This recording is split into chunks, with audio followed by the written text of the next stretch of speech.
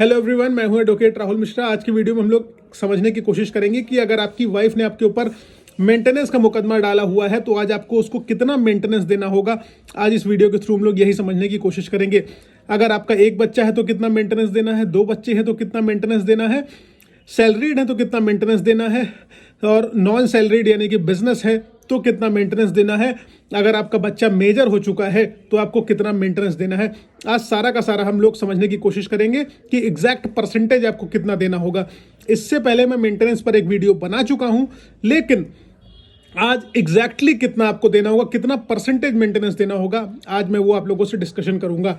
लेकिन उससे पहले मैं आप लोगों से रिक्वेस्ट करूंगा कि अगर आप लोग चैनल पर नए हैं या पहली बार आए हैं या अभी तक आप लोगों ने सब्सक्राइब नहीं किया तो प्लीज़ सब्सक्राइब करना।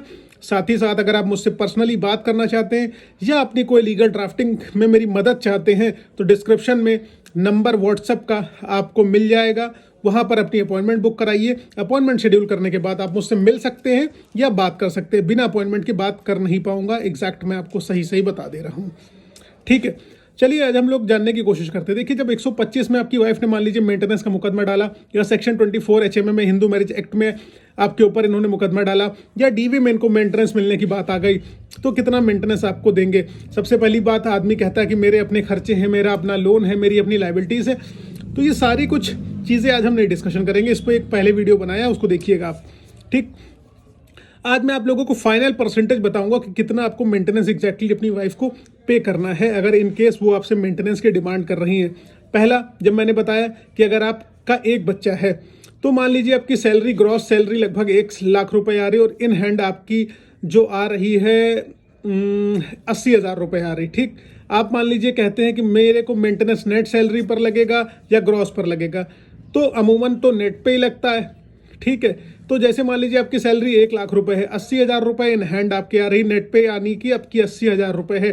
तो गवर्नमेंट डिडक्शंस भी हैं, कुछ लाइबिलिटीज़ भी हैं आपकी, तो वो सारी चीज़ें घटाने के बाद जो भी आपकी नेट पे बच रही है, उसका 20% आपको अपनी वाइफ को एज अ मेंटेनेंस देना होगा। यानी कि अगर आपकी सैलरी 80,000 रुपये नेट आ रही है आपके हाथ में, तो 20% 8 दूनी 16, यानी कि 16,000 रुपये आपको मेंटेनेंस अपनी पत्नी को देना होगा। अब रही बात, जब आपका एक बच्चा है तो कितना मेंटेनेंस दोगे, तो बच्चे का और वाइफ का मेंटेनेंस मिला के तकरीबन हो जाएगा आपका 30%, 10% बच्चे का और 20% वाइफ का। तो टोटल कितना मेंटेनेंस हो गया, 8 त्रिक 24,000 रुपये यहाँ पर आपकी अपनी वाइफ को देना होगा मेंटेनेंस, अगर 80,000 रुपये आपको नेट पे मिल रही है। अब बात करते हैं दो बच्चे की। अगर दो बच्चा है आपको तो उसी तरीके से हो जाएगा, 40% का मेंटेनेंस आपको अपनी वाइफ और बच्चों को देना पड़ेगा, 20% फॉर वाइफ, 10% आपको अपने बच्चे को देना है। यानी कि 40% कितना हो गया, 8 चौको 32,000 रुपये आपको मेंटेनेंस, अगर आपकी 80,000 रुपये सैलरी है और दो बच्चे हैं तो आपको 32,000 रुपये मेंटेनेंस आपको अपनी वाइफ और बच्चों को देना पड़ जाएगा। अब रही बात, अगर आप बिजनेस करते हैं तो बिजनेस में इनकम प्रूफ करने का सबसे अच्छा तरीका होता है ITR। बहुत लोग क्या करते हैं, जैसे उनको पता चल जाता है कि उनके ऊपर मेंटेनेंस का केस होने वाला है तो अपना ITR वो कम शो करने लगते हैं। जैसे मान लीजिए पिछले 3 सालों में उन्होंने ITR 10-10 लाख का भर रखा है, अब उनको पता चला मेंटेनेंस का मुकदमा होने वाला है, ITR उन्होंने 6-6 लाख का कर दिया। तो कोर्ट भी चालाक होती है, कोर्ट भी चीज़ें समझती है। तभी जब वो रजनीश वर्सेस नेहा वाला एफिडेविट आपसे मांगती है तो उसमें 3 साल की इनकम ITR, 3 साल का इनकम प्रूफ आपसे मांगती है। उसके बाद कोर्ट कहती है कि एकदम से ड्रास्टिक डाउनफॉल तो इनकी पेमेंट में, इनकी इनकम में नहीं आ जाएगा, तो कोर्ट एक लमसम अमाउंट, बीच का अमाउंट आपके लिए तय कर देती है। लेट से आप पहले 10 लाख का ITR फाइल कर रहे थे, अब 7 लाख का करने लगे, तो कोर्ट वही 8.5-9 लाख के बीच में ITR आपका मान लेगी और उसी हिसाब से मेंटेनेंस डिसाइड कर देगी। तो 20%, 30%, 40% यही स्लैब आपके लिए भी चलती रहेगी, जो मेंटेनेंस की होएगी, जो आपको अपनी वाइफ को देनी पड़ेगी।